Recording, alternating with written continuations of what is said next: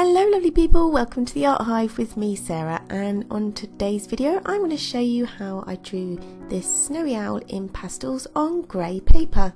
And I've been wanting to do this for some time just because I absolutely love drawing eyes, and I found this paper when I was looking for something and thought I would give it a try.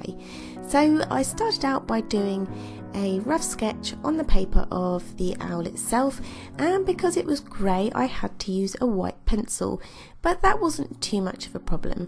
So the other thing that I wanted to try out with this was some of my pan pastels, and I like using these because certainly for a base layer they are super creamy and go on really nicely and have a really even coverage onto the paper. This is pastel paper, and I will link all the items that I used in the video description box below, so you can go and check those out if you want to. So I started off doing the best bit first, and that was, for me at least, the eyes.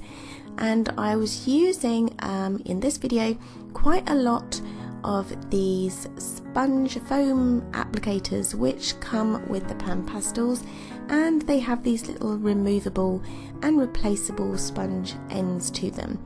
So these really apply almost like makeup, and they go down really smoothly and have a really bright vibrant colour. Now, even though you wouldn't automatically think of these for doing fine detail, I was able to kind of get into the areas I wanted to simply by turning the applicator tool on the side. So the main process, or the idea for this drawing to start with, was just to get a base layer down.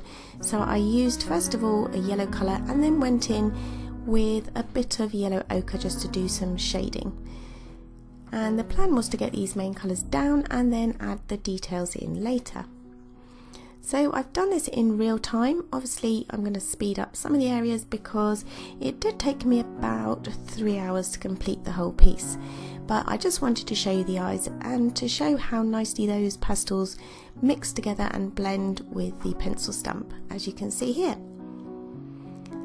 So for the pupil, the darkest part of the eye, I didn't use the pan pastels for this because the area was smaller, and also I wanted to get a really dark black and a really sharp edge to that pupil. So for this I used the Faber-Castell Pitt pencil in black. And as much as with pastel pencils you can layer white on top of dark and vice versa, I did choose, for the eye at least, to leave the highlighted areas without any black on them right from the start, because I thought it would be a really sharp effect this way rather than trying to put in the white on top at the end. So my process was kind of adding the base layer, adding some more colour, and then blending and repeating the process until I got the desired result that I wanted. I was also able, because I've got a grey sketchbook, albeit it's not exactly the same paper, but if there was any doubt as to which colours I wanted to use and how they would show up on grey paper, I did use this sketchbook just to kind of see whether the grey of the paper would affect the colour that I was putting down. So I almost used that as a bit of a test piece of paper. You can always use the side of your paper if you want to, and if it's not going to sort of inflict on the rest of the drawing that you're doing, but this seemed to work very well for me, and so that's what I did.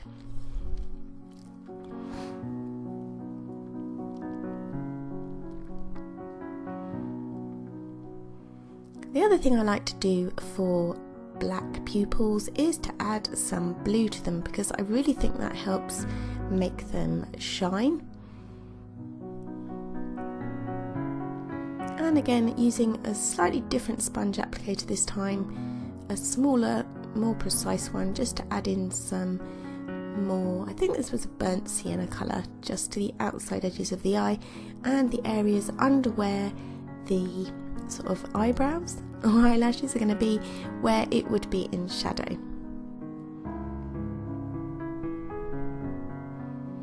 So pastels are really versatile. I really like that about them, and it's also really easy to, as well as to lay down colour, to lift colour if you are unsure, or if you change your mind, or if indeed you make a mistake.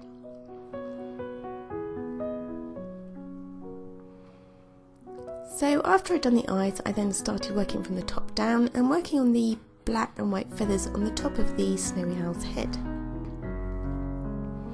Now in the reference photo I used, and yes, I did use a reference photo because I wanted to kind of get all the structures right and the proportions right, as well as details of the feathers and where they went. So I did start from the top down, and when I looked at the reference photo certainly closely, I did notice that there were some really nice fine details on those feathers at the top, which I will go back in and do some more work on later. But the next step for me was to then lay down the white area of feathers, which was the main part of the owl here. And I was using the sponge applicator and the pan pastels again, and applied these in the sort of the direction of the growth of the feathers as far as I could. And I really like this white pan pastel, especially on the grey paper, because it really comes out quite bright. And just laying down this base layer, you can kind of put in the suggestion of where the feathers are going to go and the direction they're going to be going in, and then you can come and layer in other things afterwards. So onto the beak after I'd done that base layer to the white feathers, and I again went back in with a more detailed Faber-Castell pitt pencil for this, and mixing up some black, some dark grey like a paynes grey, and also some blue.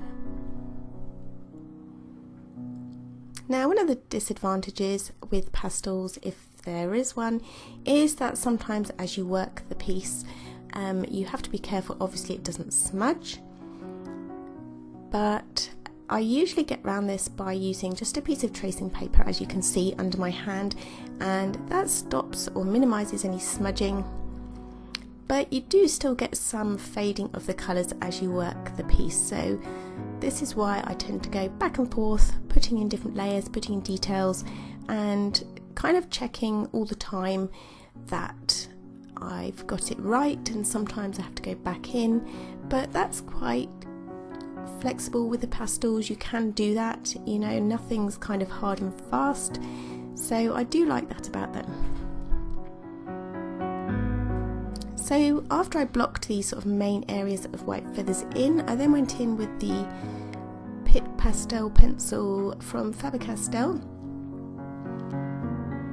and that was just to add some sort of finer details to the feathers.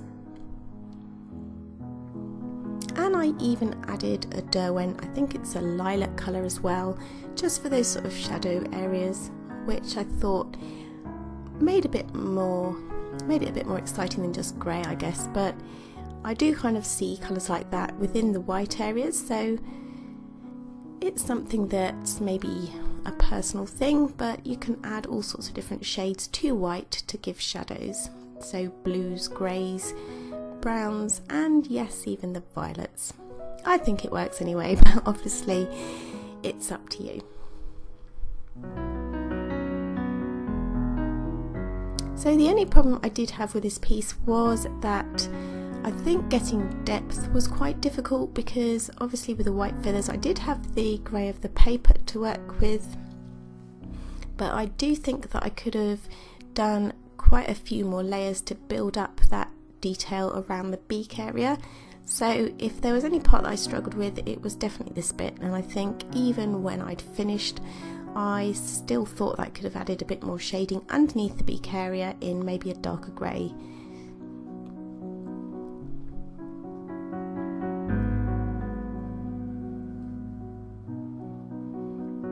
The other thing I tried, which I haven't done before with this piece, was to go and add some more details in with a Faber-Castell polychromos pencil, which is just a colour pencil.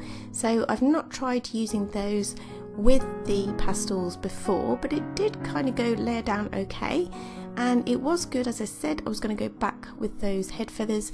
It was good to try and get some really fine detail, because with pastels, even with the pencils, it's quite hard to get a really sharp point because they are softer than obviously a colour pencil. So when I was applying the colour pencil, I was able to get a more detailed look to the feathers, which was a bit more realistic like the reference photos suggested. So it did work. I think it was quite hard in some areas to apply a hard pencil over a soft pastel. But it was something I haven't tried before and was keen to give it a go, and it did work at the top with the sort of darker feathers, but not so much lower down when I've got more layers around the beak area.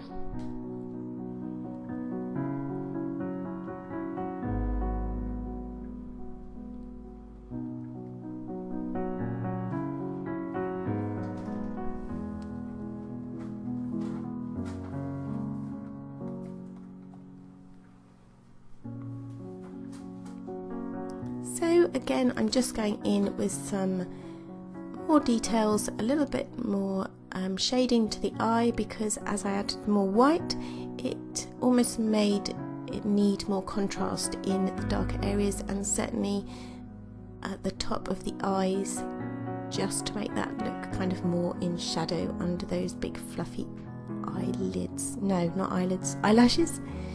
The big fluffy eyebrows anyway.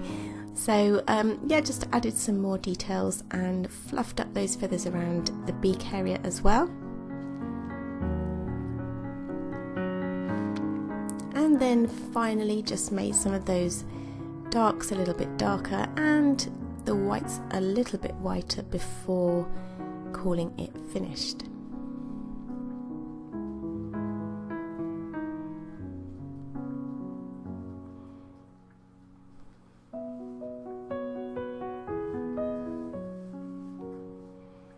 So I did go back and forth quite a few times with this picture and adding details and layering in more details and then layering in more pastels. So, you know, it is a flexible media like that, but I do tend to have a problem calling a piece of work finished. So obviously at the end I sort of did a bit of self-critique and decided that yes, possibly a few more layers and a little bit darker under the beak, but generally speaking I was quite happy with the eyes and the top of the head.